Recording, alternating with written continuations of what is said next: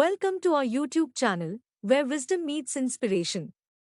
In this channel, we share valuable insights to help you become the best version of yourself. Our content is designed to uplift your spirit and enrich your life. Make sure to subscribe to our channel to stay connected with this incredible journey. Click the subscribe button below. Om asatoma sadgamaya tamasoma jyotirgamaya mrityurma amritam gamaya. Om shanti shanti shanti. Om, lead us from the unreal to the real, lead us from darkness unto light, lead us from death to immortality. Om, peace, peace, peace. Good evening and namaskar, everybody. So we are gathered again here with a very important subject. I mean, I always say it's an important subject, but this is really important because knowing and being, I think this, in Vedanta, we inevitably come to this point. This question I've heard again and again, that I now get it, I've heard the teachings, I now understand it, but there's how do I make it real? How do I embody it in my life? How do I take the, what do you call it? Americanism is there, when the rubber hits the road. Yeah. How do I walk the talk? And that's the subject, knowing and being. And the more I think about it, the more it becomes, very soon this becomes the central, the central question in our spiritual life. So that's why I think it's very important to discuss this. I'll just say what I've been thinking about the last few days about this subject, and then we can have a little bit of Q&A depending on the time available. I know many people here and in other places have asked this very same question. It all boils down to this question of knowing and being. And they've asked this question in so many different ways, but basically it's this question. Elliot TS Elliott, one of his most famous poems is The Hollow Men, and not the Wasteland, The Hollow Men. And in the end of that poem, he says, between the idea and the reality falls the shadow. Between the intention and the act, between the idea and the reality falls the shadow. Thousands of years before Elliot, in the Mahabharata, we find Krishna going to teach his, giving his teachings, his counsel. Before he did it for Arjuna, his disciple, it's the famous Bhagavad Gita. Before that, he actually goes to the villain of the piece, of the epic, Duryodhana, the evil prince, and tries to reform him and says, "Oh prince, what you are doing, it is not dharma, it is not righteous. What you are doing is adharma, it is unrighteous." And then Duryodhana's answer, it prefigures what Elliot was talking about. Duryodhana says to Krishna, "Oh Krishna, do not teach me about right and wrong." Why? Because I know what is right and I know what is wrong. And I know what I'm doing is not right. That's not my problem. I know. It's not that I do not know. I know. I understand. I understand what I'm doing is wrong. That's really honest for a villain, so-called villain, to have so much introspection. But it's the human condition. He says, I know what I'm doing is wrong. I know what is right. You don't have to teach me right and wrong. I know that. That's not my problem. Then what is your problem? My problem is, I know what's right. I don't feel like doing it. I know what's wrong. I can't stop myself from doing it. Why not? There's some force in my heart which propels me along in this way, and I'm helpless. This is the way I am. So that is the human condition. That is the gap between knowing and being. Duryodhana knows, and yet it's difficult for him to be. Again, from Mahabharata, we come back to the present age here in the United States. There is this very well-known psychologist, Jonathan Haidt, H-A-I-D-T, I don't know exactly how you pronounce it. I read one of his books, one of his early books. It's very, very well known, The Happiness Hypothesis. There he takes up this question that why is it so difficult to change? We know what we want to be, but why aren't we able to do it? We are convinced, but we aren't able to do it. He says that there's this whole huge literature now. You go to Barnes and Noble, and you see there'll be a huge self-help, positive psychology, self-improvement section. Books from all sorts of books, how to be happier, how to communicate better, how to lose weight, how to make friends, and how to focus, how to... so much. Some of it is anecdotal, some of it is,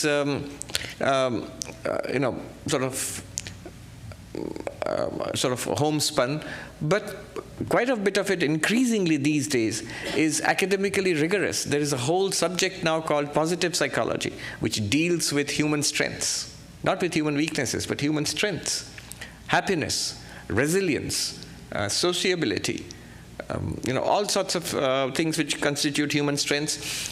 And yet Jonathan Haidt poses this question: why is this gap between knowing and being? He poses this question. The self-help sections, if you see Barnes and Nobles, it must be one of the most popular sections, because those sections are huge, rows and rows of books, which means millions and millions of copies sell. And yet, after reading a lot of that, after getting your own self-help, self-improvement library, almost inevitably one feels a little let down. That, I know such a lot, but the improvement to my life is at most a little incremental, a little bit, not much. Why? What is this gap between knowing, you buy all the books, listen to all the talks, and then being? There's still a gap. And the more you know, the more the gap increases between knowing and being. I know so many techniques, so many ancient, the wisdom of the entire world. 5,000 years of spiritual wisdom developed mostly in India, but also in other parts of the East, has now been poured into America, and through America across the world now. It's a global phenomenon, spirituality. How much difference is it making? It's making a difference to people's lives, no doubt about it, but how much? Why are we not at all satisfied with the progress that we are making? We are not at all satisfied. We don't know if it's making a difference or not. Maybe it is, maybe it's not. But as far as we can see our own lives, we don't feel satisfied. We think we ought to be much better, much further along the road than we actually find ourselves to be. So this is the problem. What is the answer?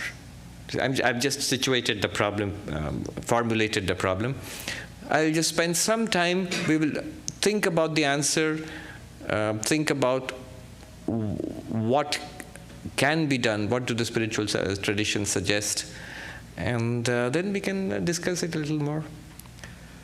So, I'll start with the highest. Because there's Vedanta, Advaita Vedanta. What would classical Advaita Vedantists say to this? That I know it all and I understand it all, but I am unable to embody it in my life. My life has not changed. The classical Advaitin, if you take it to a non-dual teacher, a monk in the Himalayas or a pandit, a scholar of non-dual Vedanta, the answer would be, nope, you haven't understood it. I know a person who's studying Vedanta, and she said her teacher is a very well respected classical non-dualist in India. So I said about meditation, how to calm my mind. And I asked my teacher, I said, keep studying Vedanta. She thought he will recommend some kind of meditation technique, do this, sit in this way, breathe in this way. I said, keep studying Vedanta. In revered Swamiji's room, there is a book on the table which says it all. it says, the title of the book is Knowing is Being. That is the answer from the Advaita Vedanta perspective, from the non-dual perspective. Knowing is being. This knowing and being, no. You're making a mistake. What does that mean? Again, this is again from the view from the Everest top, from the top of the spiritual ladder. It may not be practically directly relevant or useful to us right now, but it's good to know. And it's the truth, it's the ultimate truth about all of us. Even now it's the truth about us. Yeah, maybe we'll find it too metaphysical, too abstract, but still good to know, good to start there. Then we'll work our way downwards to where we are. It's like this. I remember when we were kids, we used to read these comic books. They're called Asterix and Obelix. I don't know if they're not popular in the United States, no. But in India, they were popular. So anyway, the story works well even if you haven't read the comic books. So it's set in ancient Roman times. And Asterix and Obelix are these Gauls, they're rebels, they fight against the might of the Roman Empire and so on. Anyway, the story is that some character in that, in one of those comic books, they visit their version of a therapist. That was a druid. In those days, druids were there. So there's this famous druid who cures mental illnesses. And so they're sitting there, and they find the patients going in and coming out cured. But the cures are really weird. So this person is sitting on and barking at everybody. What's wrong with him? He thinks he's a dog. And so he's called next, and the patient goes in and comes out walking straight. Wow, he's cured. Not really. He still thinks he's a dog, but he taught him how to beg.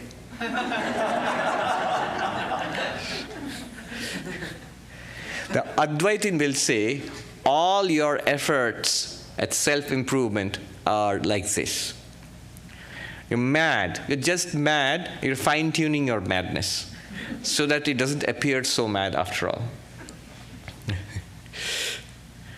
You must first realize, the real cure is to realize that you're not a dog. You're a human being. Similarly, the real answer is to realize what we truly are. Not put, band-aids, make a little fix. I am scattered. I can't focus. I must learn how to focus. Great. I'm a loner. I must learn how to make friends. Okay. I am lazy. I must get my act together and earn $1 million. Okay. But from an Advaitic perspective, all of these are based on ignorance. These are all false moves. And the problem with these moves is none of them taken by themselves or all put together, none of them are going to bring you what you think you want. You want satisfaction, peace of mind, fulfillment. None of them will work. Get friends, be a loner or get friends. Be poor or be rich. Be distracted or be real laser sharp focused on your work. In both cases, there are problems. None of them is a deep solution to the question of life. What is a solution? The solution is enlightenment, realizing what we truly are. How will that help with the question of knowing and being?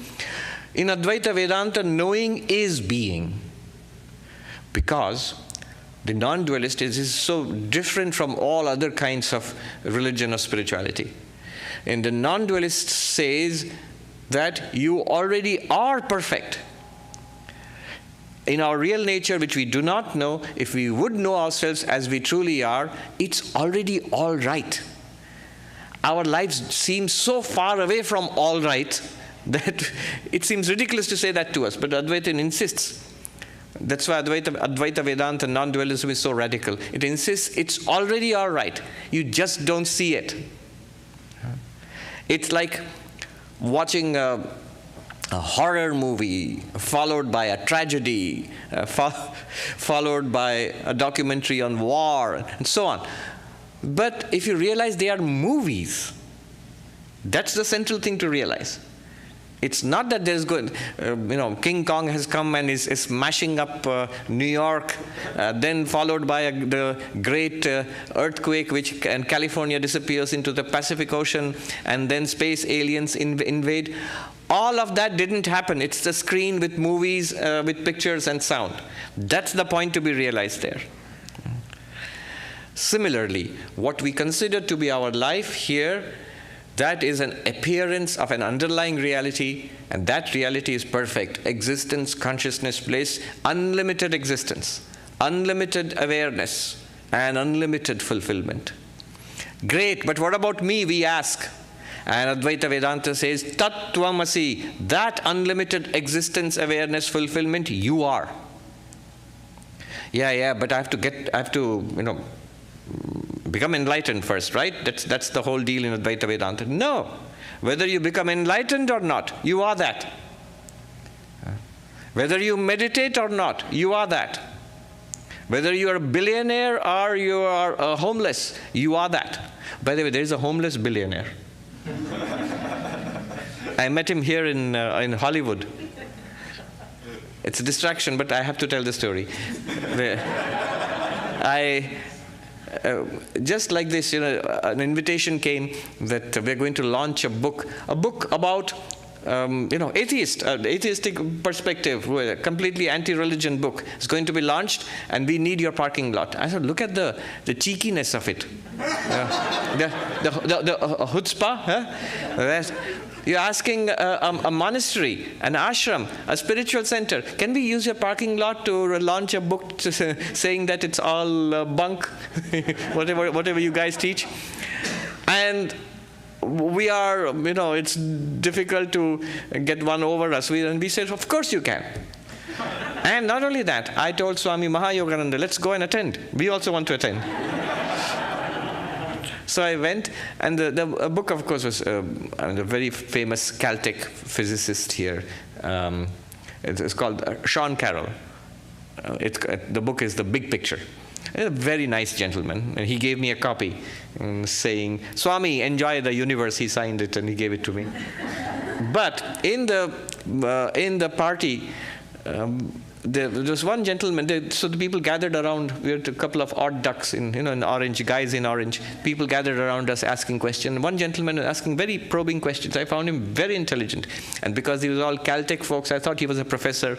I thought maybe he was a professor of philosophy or maybe physics or. I asked him, "So, are you a professor?" And he said, "No." What do you do? What are you? And he said, "Oh, I'm just a homeless guy." And then later on we got talking, and he gave me his name. And then I said, but what exactly do you do? And he said, "Look me up." I looked him up. He's right. He's homeless. He's the homeless billionaire. If you look him up, if you Google him, you'll find him. He had come to LA. He gave the city $500 million. So he had come for that. Okay. Whether you are homeless or you're a billionaire or you're a homeless billionaire, it still doesn't work. In any case, you are Brahman, you are that absolute reality, and it's all right. Only thing is that until we know that, it's not available to us. If we do not know that, what happens is we are whirled around in this what we call samsara, and we suffer. If we want Advaita Vedanta, our real nature, this non-dual teaching to end our suffering, then enlightenment is necessary. But note the point here. Enlightenment does not make you Brahman. There is a saying in the Upanishads, Brahmavid Brahmaiva Bhavati. The knower of Brahman is Brahman. It means becomes Brahman. Becomes does not mean that it was not Brahman, you are not Brahman, and you become the absolute reality. No. You wear the absolute reality, and you come to see it for the first time. That's all enlightenment is. And therefore, knowing is being. I mentioned last time I was here, Robert Ingersoll, the great agnostic. And he said, the only thing that we are ever sure of is this world. Robert Ingersoll told Swami Vivekananda, the only thing that we are ever sure of is this world. So I believe in squeezing the orange dry, every drop from the orange of this world. And spirituality, God, heaven, whatever you call it, who knows? So we are only sure of this. And Vivekananda's answer is instructive, and that's the Advaitic position. He says, I also believe the same thing, but I know a better way of squeezing the orange dry. How? He says, I know that I shall not die, therefore I am not in a hurry. I know there is no fear, therefore I enjoy the squeezing. I see God in everybody and love everybody. Imagine the joy of loving everybody as God. Squeeze your orange in this way and get 10,000-fold more. Get every last drop. That was Vivekananda to Ingersoll. But that's a very Advaitic way of looking at it, a non-dual way of looking at it, that you know you are that, and therefore it's perfectly all right. And we live out these little lives, there's no problem at all. Once you realize what you are, Vivekananda says in his poems, The Song of the Sannyasin, then heed no more how body lives or goes, let its task is done, let karma float it down. You suddenly realize how vast and limitless you are. And then this little body, here is the Advaitic answer to your question. Don't I have to be perfectly peaceful, perfectly happy, perfectly healthy? And let karma float it down, heed no more than how body lives or goes. Because you are not this little creature. You have realized, right now it doesn't seem possible, but it is true. You have realized, we have realized our real nature as unlimited existence. I know I cannot die, therefore I'm not in a hurry. I know there is no fear, therefore I enjoy life. And when death comes, it's no problem to me because I do not die. I know there's no death at all for me. He gave the example of a lion cub. Its mother died while hunting and gave birth before dying, and the cub was raised by sheep. And the lion cub grew up to think it was a big sheep, a big lamb, and it was eating grass and bleating and following the other sheep around, until another big old lion came hunting and saw in the midst of the flock there is a young lion, and he was intrigued. So he stalked the lion and, seeing its chance, jumped upon this young lion and caught it, bleating, dragged it out of the flock and said, "What are you doing?" So, "Oh, sir, let me go. I'm scared. You're scaring me," and bleated. "Stop, please, stop that," the old lion said. You are not sheep. You are a lion." And no, that's not true. And dragged this young lion to the pool and said, "Look at the reflection of my face and reflection of your face. You and I are the same reality. We are the same thing. Now roar." And the young lion roared. And what did that young lion have to do in order to become a lion? Nothing. It was already a lion. What did it have to do? Other than knowing that he is a lion, what else did he have to do to become a lion? Affirm. Why? Do what? Act like a lion. Suppose it doesn't act like a lion. Suppose it doesn't act like a lion. But is it not a lion? It's still a lion. It was already a lion. Yeah. As soon as he knows that, he has become like that, right? As soon as he knows that, he begins to act like that. His whole problem is solved when he knows that he is a lion. But the fact is that he was already a lion. He did not become a lion by some practice, doing something, except just knowing that he is a lion. That's all. But then he had to drop his previous guard. Sure, that comes. The previous preconceptions, the previous ways of acting, that drops up. Isn't it an automatic consequence of knowledge, of changing? The story of the prince who got lost in a royal hunt and then was lost in the forest and brought up by a poor hunter in the forest, and many years later rediscovered by the minister of the kingdom and said, "Thou art not this poor hunter's son, but you are the king, the son of the king. You are the crown prince. This kingdom belongs to you." Now, what does the prince have to do to become a prince? Nothing. Just knowing that he's a prince is enough. Knowing is being in Advaita Vedanta. In non-dual Vedanta, knowing is being. Knowing is being because you are already that. Whether you know it or not, you still are that. But knowing gives you the benefits of being that. Knowing, what does the wave have to do to become water? Nothing. So Shankaracharya says, in a very brief statement, powerful, compact statement in his commentary in the Bhagavad Gita, Jnana Jnanayoho Anyatvena Upapattehe. Everything becomes understandable, reasonable, if you see the difference between knowledge and ignorance. In ignorance, we think we are limited creatures striving for perfection. In knowledge, we see that we are already the perfect existence consciousness bliss. So knowing is being in Advaita Vedanta. However, even here there is a problem. The problem is this. Enlightenment has two aspects. Enlightenment has two aspects. One aspect is what I would like to call the paradigm shift. See, this I'm drawing from a paper I studied a couple of years back at Harvard University. You wouldn't think that at Harvard they're talking about enlightenment, but they are, I assure you. I was there. They were talking about it. So enlightenment, this is in the Buddhist context. So enlightenment has two aspects. One is that you have the bodhi, the wisdom, and you realize your own Buddha nature. So that's one aspect. In our Vedantic sense, I am Brahman. You are Brahman, you realize that. I am Brahman, Aham Brahmasmi. That realization comes to us. That's one aspect, and that's what I call the paradigm shift. The paradigm shift. Shifting from the identity of body-mind to our identity as existence, consciousness, bliss.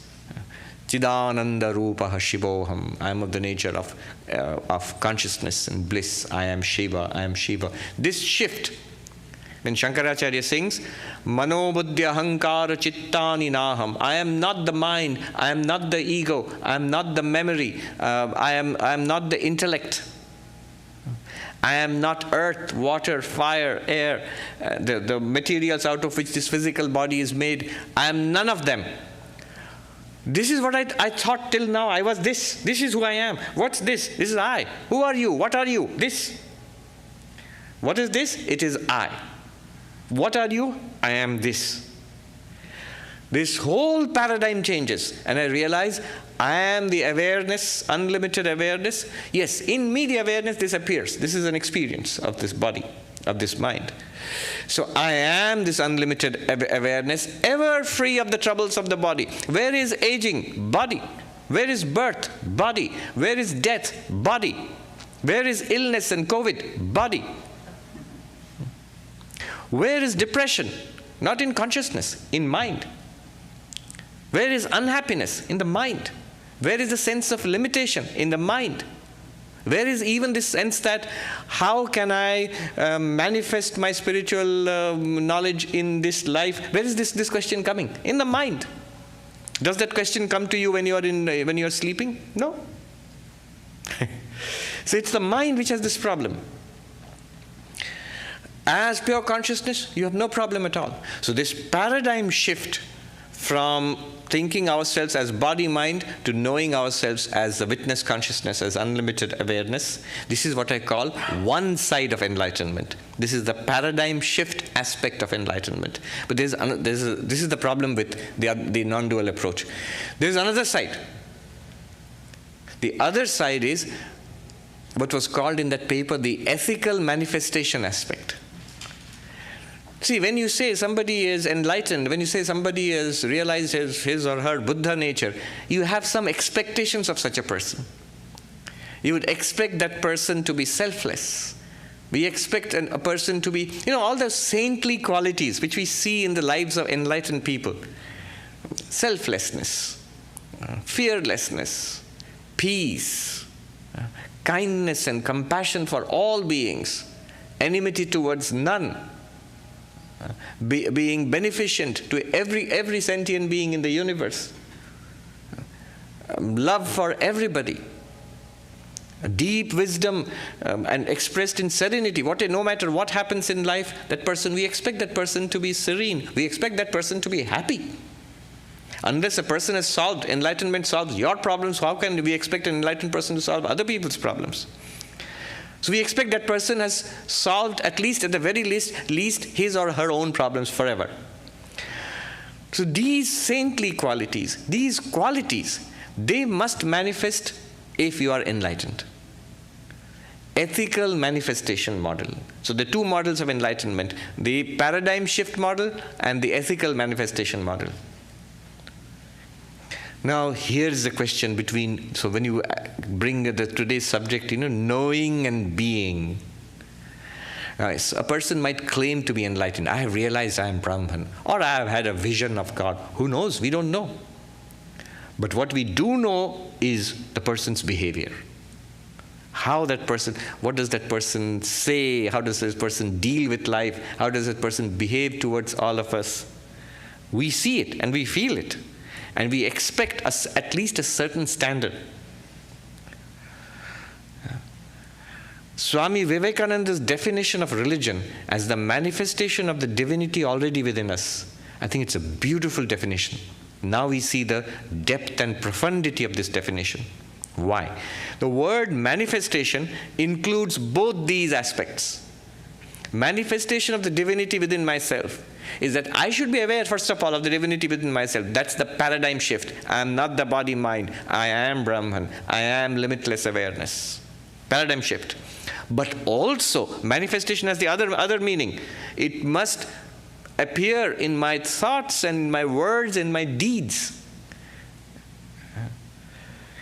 So this manifestation is a very good word, which includes both of these components, the paradigm shift and the ethical manifestation. Both are. Swami Vivekananda said, my mission in life can be put in a few words. It's to preach unto humanity their inner divinity. See the paradigm shift. You are not mortal creatures. You are divine, which means you are of the essence of God. You are awareness, you are being itself. To preach unto humanity their inner divinity and how to make it manifest in every movement of life. Do you see? Knowing and being, the paradigm shift and the ethical manifestation. To realize your own inner divinity and how to make it manifest in every movement of life. So here both knowing and being are there. Let's go a little deeper into this. There is a problem here. The problem is this. In non-dual Vedanta, we have cases, and there's always the possibility of saying, I have understood it. Or even, I have realized, I am enlightened. I know I am Brahman. But I really, really get annoyed if my coffee has too much sugar or too little sugar, or if the other car cuts me off on the freeway. It's really annoying, even if I'm Brahman. I'm one mighty annoyed Brahman. I've actually seen this. One of our Swamis, a very, very wonderful teacher of non-duality, has since passed. He was really very well versed in non-dual Vedanta and a very good, excellent teacher. But he had a hot temper. He would fly into a rage. So somebody asked him, Swami, you keep saying you are the ever peaceful ocean of Brahman, the calm ocean of limitless ocean of Brahman. Why do you get so angry? And Swami said, oh, that's just in the mind. I am the witness.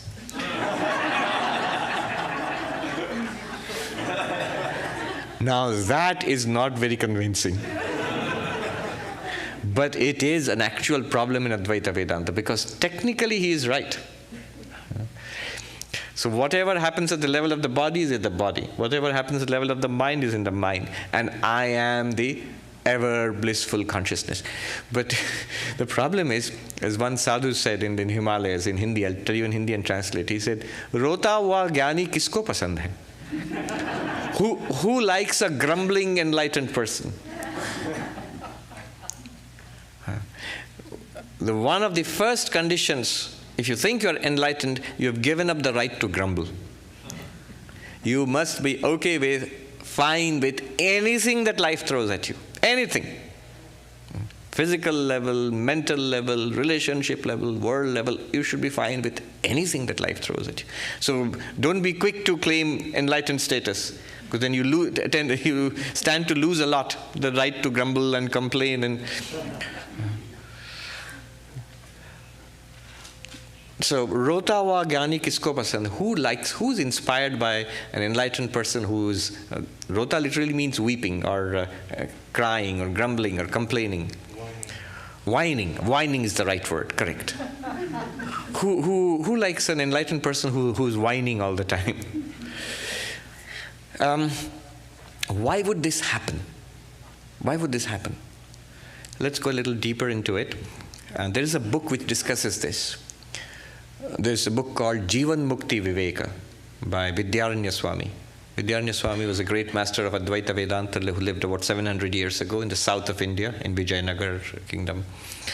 That book, he's more well known for his masterpiece Panchadashi, which was translated by, in fact, Swami Sarvapriyanandaji. In Jivan Mukti Viveka, he says, the goal of Vedanta, non-dual Vedanta, is Jivan Mukti, enlightened while living. You are free while living. So that's the direct translation of Jivan Mukti. Now, this Jivan Mukti has three components. One component is called Tattva Jnana, knowledge of reality. The second component is called Vasanakshaya, eradication of desires, of deep-seated desires. Third component is called Manonasha. Literally it means destruction of the mind, but basically it means samadhi, deep concentration and deep absorption. So perfect meditation, perfect purity of mind, and enlightenment, knowledge of the reality. What reality? I am Brahman, that knowledge. These three together constitute Jivan Mukti, the goal of Advaita Vedanta. Now, these three are expected to arise simultaneously in the enlightened one, in the normal course of events. And here lies the fine print, the footnote to that there are exceptions, and many exceptions. It is possible to have one of these without the other two, and therein lies the trouble. It says, those in the normal course of events, if you are a spiritual seeker and you work really hard at this, purify the mind, meditate regularly, focus the mind, pure mind, focused mind, come to Vedantic teachings, you'll be enlightened. And that's done. You are free while living. However, and Vidyaranya Swami makes this point there are cases of people having a spiritual breakthrough and actually seeing what Vedanta is saying, and in a sense, yes, enlightened also. They realize that I am Brahman. They realize that I am not the body-mind. I am the witness of this body-mind. I am free from this body-mind. This body-mind in its entire world is an appearance, and I am I means not the ego, the underlying reality. Even the ego is not me. The ego is also a function of the mind. So this insight can come. It's not impossible. However, if the other two have not been accomplished to a very high level, then what will happen is, Vidyaranya Swami says, this person is a jnani, is a person who knows, is an enlightened person. However, is not a Jivan Mukta. He is not free while living. Why not? If the capacity to become absorbed in Brahman is not developed, if the mind has not been purified of worldliness completely. Remember, we are not talking about the ordinary person. We are not even talking at our levels. We are talking about people who are very advanced, very far along the path. We'll come further down the mountainside and come to base camp soon. But first, let's talk about the advanced stuff. Such a person, already pretty far along, but then what will happen is, if they are not fully prepared on the other two, purification of mind and the absorption in Brahman, samadhi and chitta shuddhi, then what will happen is such persons will still be subject to being buffeted in the world, but the storms of the world might suddenly have reactions to the world, positive, negative, whatever it is. Of course, their reactions will be much more attenuated, much finer than ours, but still, it's possible. What should they do? What is the recommendation? It's very important. Why? Because I see it more and more. There are actually people, I have met such people, who have had these breakthroughs, and yet they are in trouble. And they create trouble. They teach. They go on a book tour immediately. I'm enlightened, that's it, done. And book tour and teaching circuit, lecture circuit, and they can do it because they have actually seen there is a great power there. And they can uplift, inspire, move people. But also they can slip and fall. So this happens more than you would think it does. There are people. Now, it was well known in India for thousands of years that such a thing can occur. And they knew the solution for that also. So if you see that book, Vidyaranya Swami's book, and the Vidyaranya Swami's book is just the latest, 700 years ago, the latest edition. It's based on a much more ancient text, the Yoga Vashishta. So it's all drawn from there. So there he says that it can happen. And what such a person should do is do spiritual practice even more intensely.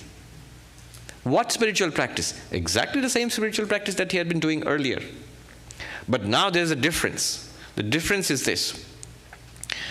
Earlier, you were doing karma yoga and bhakti and meditation and studying Vedanta in search. You're searching for that reality. You're searching for enlightenment, searching for Brahman, whatever it is. But now this person has already found it. He's already made a breakthrough.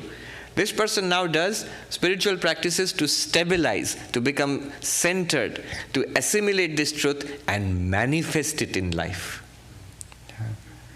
So that person, but the teaching, the recommendation is that person should do more intense spiritual practice. I remember a sadhu in Haridwar saying exactly more or less the same thing, but using a very nice example. This monk, who I believe was an enlightened monk, one of his disciples, a householder disciple, had come and was saying that he had a kidney transplant, and he was explaining. So this monk did not know much about modern technology, and so this gentleman was explaining what happens in a kidney transplant. He said, I've done this kidney transplant and now I've got so many restrictions. And the monk asked, why do you have so many restrictions now that you have got the new organ? And he said, oh, Swami, the doctor told me that if I do not follow these restrictions, the body will not accept this new organ as a part of itself. And I will not get the benefits from the new organ. And ultimately, it will reject the organ and the organ will die. So I have to follow these restrictions. The Swami became very excited. He said to the assembled monks, look, this is exactly it. Once you have this knowledge, this breakthrough, he was talking about a very high level of breakthrough, that insight, then you must protect it by these practices. Otherwise, what will happen is that this knowledge that you have gained, it will not be accepted, assimilated into your system. And you will not get the benefit from it. And you may tend to lose it. A true breakthrough, I'll make a distinction here. A true breakthrough, you will never lose it. Vidyaranya Swami makes a point here. All right, suppose I really feel I have made the breakthrough, I am enlightened, but I do not have the other to the level of excellence required, so I am not a Jivan Mukta, freed while living. But is there no use to that enlightenment then? And Vidyaranya Swami says, yes, there is use. If you get that breakthrough, if you have got tattva jnana, enlightenment about reality, the benefit of that is, this is your last life. You will get moksha at the point of death. When this body falls away, you will be liberated and set free forever. But in this life, If you want to get the joy of being free in this life, what was promised? See, the original, what was the goal when you set out on spiritual path? The goal was overcoming suffering and attainment of bliss. So you have not attained the goal yet, right? And now in this life, one must be able to claim honestly that I am above all suffering and I am completely fulfilled. If I don't feel that, then it's still work in progress. So one can't claim that it's done. Atyantika dukkha nivritti paramananda prapti. The complete cessation of sorrow and attainment of bliss. If that has not happened. However, it's not useless. This person will, at the end of their lives, this will be the end, because they have realized that they are Brahman.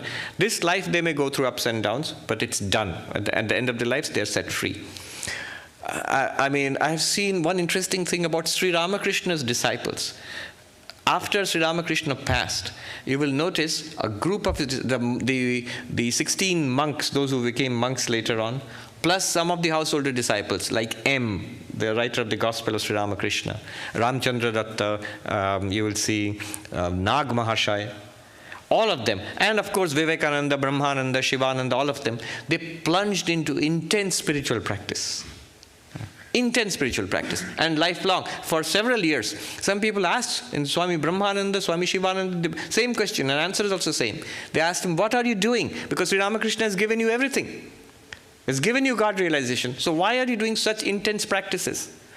And they said, the way they put it, both of them gave the same answer. What he gave us, we are trying to make it our own. Now notice, there was another group of disciples of Sri Ramakrishna, mostly the other householder disciples, except M. Nag Mahashaya and a few others. There was a whole group who went back to their old lives, their jobs, their families, and their businesses, and so on and so forth. And they are, of course, very spiritual people. They had all the blessings of Sri Ramakrishna and certain spiritual experiences. Notice the difference between their lives and lives in the first category. The lives of the second category, they went through many ups and downs in life, many shocks and tribulations in life, a lot of suffering also. But all throughout, they were very spiritual people. And this other group, they also had problems in life, but they were able to rise above it by the sheer power of of spirituality. So it's just my analysis. I'm just sharing this with you. Even more simply, the Holy Mother says, Ma Sharada, she said to a disciple that after initiation, the disciple asked her, Mother, if I don't repeat the mantra, then what? The mother said, don't worry, my child, it's done for you. At the time of your death, Sri Ramakrishna will come for you and will take you. This is assured because you have taken mantra diksha from me. But, then she added, but if you want joy in this life, you have to practice. Now, do you see how it matches with the old philosophical analysis 700 years ago, Vidyaranya Swami? If you want to be Jivan Mukta, free in this life, you must complete the other two. The ability to remain. See, I have realized I am Brahman, but if the mind does not have the ability to become plunged and centered in that, the mind is continuously pulled out into the world, then the benefits are not really flowing. If the mind has not been purged completely clean of worldly pulls and pressures, then I'm continuously diverted away from this realization. So these problems will be there. That's why the knowing is being, it's a good slogan, but not really. There is still a problem there. Knowing has to be still converted into being a Jivan Mukta, and for that, spiritual practice is necessary even at the most advanced level of Advaita Vedanta. You have got it. Swami Vivekananda puts it in this way. He has a short note on the 4 yogas, which he prepared for an American disciple. And very wonderful insights on each yoga, just in a compass of a couple of paragraphs. And about Jnana Yoga, non-dual Vedanta, he says at the very end, that is the direct path and so on. Not direct path. In fact, he says all the 4 yogas are indirect paths to enlightenment. There's no direct path. They are all things that you can do, but then enlightenment has to come from the other side. All right. But his point is very interesting. He says about non-dual Vedanta, the path of knowledge. He says that in this way, in this path, many come to an understanding, few realize. So, From a Swami Vivekananda's perspective, unless you are able to manifest the divinity already within, he would not count you as an enlightened person or a realized person. Just knowing it, no matter how deeply, how powerful the breakthrough, that's still not enough. It must be able to manifest it in life. All right. All of this, by the way, doesn't refer to the majority of spiritual seekers. This is a small elite minority. It's the problem of the elite, problem of the haves. But what about the rest of us?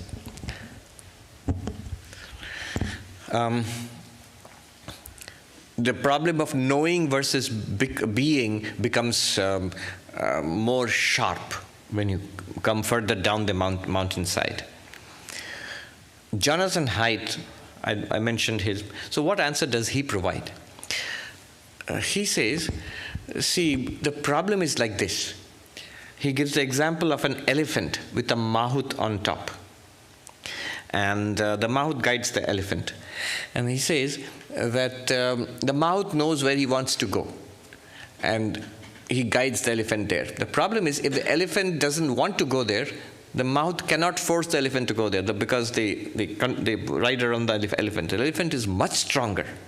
So the elephant has to obey, or if the elephant doesn't obey, you don't have too many options there. Now, we are like that. The intellect is like the mahout, and the mind and the heart and the body, it's like the elephant. The emotions and memories and personalities and the desires and just the physicality of the body, that's the elephant. The intellect is like you riding it's the intellect which listens to talks, comes to Vedanta classes and is convinced about that I am Brahman, and it's the intellect which knows. But to be, knowing and being involves the whole being, not just the intellect, not just the rider of the elephant. It involves the elephant also. It involves the whole being. How it works is this way. So the intellect gets convinced. You see a TED talk, read a book, self-help book, you get convinced. Attend a Vedanta class. This is great. I am Brahman. Meditation is great. I shall get up at 6 o'clock in the morning and meditate. And then next morning when you get up, the alarm rings, 6 o'clock, I'm going to meditate. I'm convinced, I'm sold. The body says, no. You didn't consult me. It's cold, and I feel tired, I haven't had enough sleep. I'm going to sleep. You can go and meditate if you like. The elephant may not agree. The elephant doesn't want to go this way. The elephant wants to eat bananas and puts its trunk into the shop of a fruit seller and snatches the bananas from there. The mahout can't stop it. Now, what's the answer? So the intellect, the mahout, the intellect responds to reason and knowledge. What does the elephant respond to? That's the question. What does the elephant respond to? Training. The elephant responds to training. After all, how does the mahout make the elephant obey? Through training.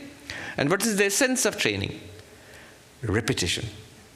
Practice. Repetition. So this is where we come down to the brass tacks. How do I convert knowing into being in our daily spiritual life? I will just make a few points here and then stop. A couple of days back, I was in Sacramento, and I was rereading Swami Ashokananda. Here it is all Swami Prabhavanandaji, Swami P.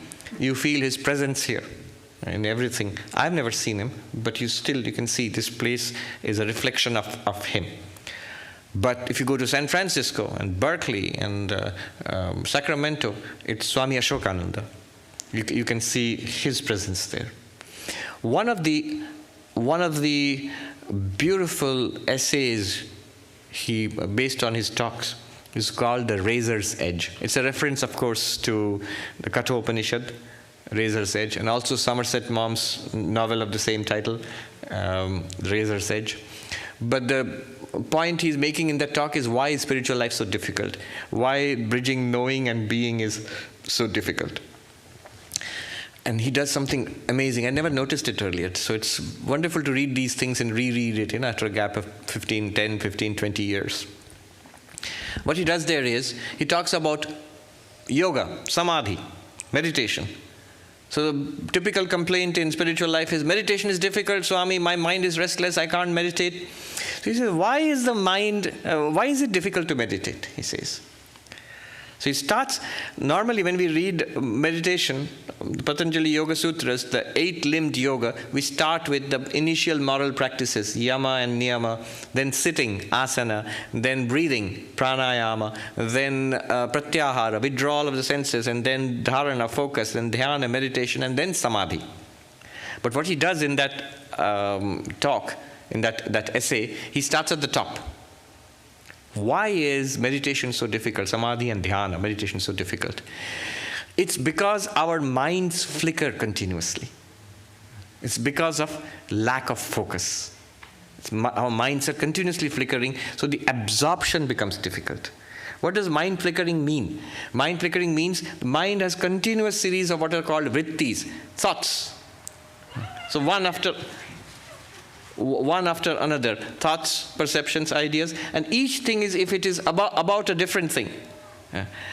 You're listening to my talk, then the baby comes in, and then the baby rushes out, then you're back to my thought. So half a dozen thoughts have come one after another, and each one is about a different thing. So that's the flickering mind. That's why absorption becomes difficult. Why does the mind flicker? Why does the mind flicker? Why is it so difficult to focus? Because we are pouring a lot of inputs into the mind. See, why did the mind flicker now? Because there was sound, some other sensory input. So there is inadequate withdrawal of the senses from the world, therefore the mind flickers. Because the mind flickers, therefore meditation is difficult. Do you see? Meditation, dhyana, is difficult because dharana has not been accomplished. Dharana is focus. Focus is lacking, therefore meditation is impossible. Why is focus lacking? Because the withdrawal from the world is inadequate. Hearing, seeing, or from inside, memories, thoughts of the past, projections about the future, they keep bubbling up. So it keeps the mind shaky. Lack of focus. But why are all these sensory inputs, they're coming in, and why is it so difficult to withdraw from the world? Go further, one step back. Pranayama. This is why I wanted to share. This is the difference between, this uniqueness of listening to, living with, and reading an enlightened person. I just saw that by reading. If you read books on yoga, if you read even the ancient Sanskrit commentaries on yoga, pranayama is breathing or control of the prana within this body. And that's all they will talk about.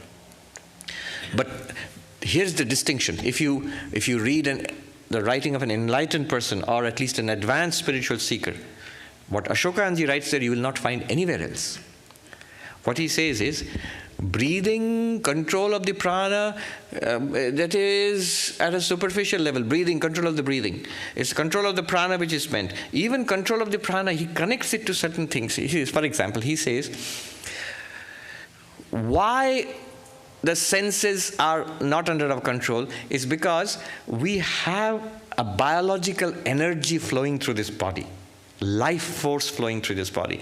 Every activity of the body, every activity of the mind, of the senses, of emotions, ideas, memory, behind it all is a vibration of prana.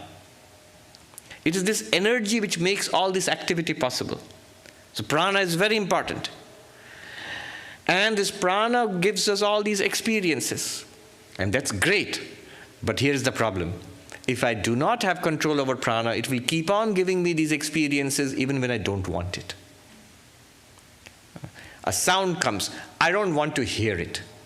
But I have no control of the prana. The prana immediately swings into action, engages the ears, gets in an input, and supplies it to the mind. Throws the mind off balance of focus, and then my meditation is disturbed. You see how quickly? It happens in an instant.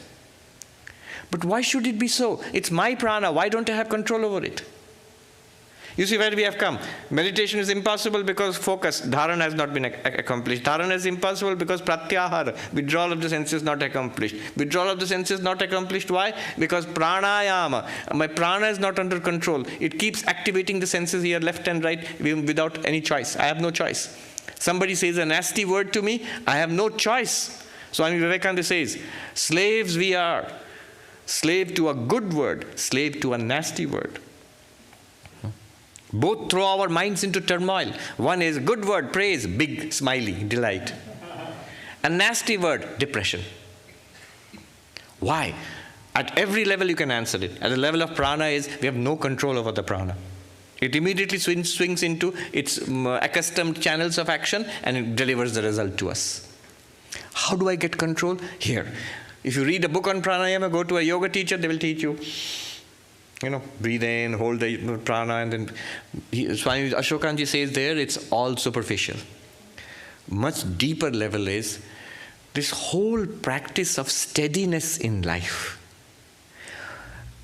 Every reaction, why do I become upset? Why do my emotions fluctuate so much? I am feeding prana into it. No, I will withdraw the prana. I will not allow that to happen. That's not a good thing. It's my equipment acting up against me. I must bring it under control. He says his words there, he says, sometimes I think people in the world have more of this steadiness than those who have left the world for spiritual practice. He says, people in the world, they have to put, even if the body is shaking with fever, with the flu, they have to put on your suit and go out and put in 8 hours of work because you have to hold on to a job and take care of your family. And here we are, where every little problem, every little, pinprick from the world throws me into a turmoil. Why? He says, some of that steadiness which a person needs to hold on to a job, some of that steadiness which a person needs to raise a family, it's an investment of 15, 20 years to raise kids. Some of that steadiness we must bring into our spiritual life also. And he says, that is pranayama. Tell me, where will you get this insight? Where will you get this insight? No commentary, no ancient Sanskrit commentary will supply you with this subtle insight. Bring this prana under control. And this prana will not come under control unless there is physical steadiness. He says, go back to asana. Physical steadiness. If you continuously shake and disturb the body, you're continuously in motion, or working, or just moving around, that will keep throwing the prana off balance. You see how he has worked his way down from meditation, samadhi and meditation, to focus, dharana. From dharana down to pratyahara, withdrawal of the senses. From pratyahara down to pranayama, control and refinement and, bringing the prana under control. From there to steadiness of the body. And then he goes down to yama and niyama. This is bridging knowing and being. Jonathan Haidt's insight that practice is what brings the body under control, the elephant under control. Similarly, regular, repeated practice, karma yoga, bhakti yoga, raja yoga, and a deeper sense, this sense I got by rereading The Razor's Edge by Ashokanandaji. So these are not mechanical, physical practices. They are very deep. Who would have thought pranayama means being a steady person in life? That brings prana under control. There Ashokanji says, wild fluctuations of emotion, rage, jealousy, deep chronic depression, these are all connected. They may have a physical basis, but also they can also be very deeply connected to worldliness. Somewhere we are deeply invested in the world. We are not genuinely spiritual seekers. You must learn to let go and decide, make up your mind. I am a mumukshu, a seeker after liberation. That is my goal. Whether I'm a householder or in a monk, in the monastery, wherever I am, my goal is enlightenment. When internally I make that shift, I don't have to tell anybody, I don't have to make any major dramatic change in my life. When I internally make that shift, everything else begins to become much easier. If I don't internally make that shift, everywhere I'll keep getting stuck. All right. So let me do a peace chant, and then we'll see if we have time for one or two questions. Om Shanti Shanti Shanti Harihi Om Tat Sat Shri Ramakrishna Arpanamastu. I pray to Sri Ramakrishna, Holy Mother, Swamiji, and all our lineage of teachers, at least in our order, we have had a host of enlightened teachers in our order. And there's a blessing on the order of our monks that this order will never lack enlightened beings. So I pray to them, let them bless us, and let our knowing also be being in our lives.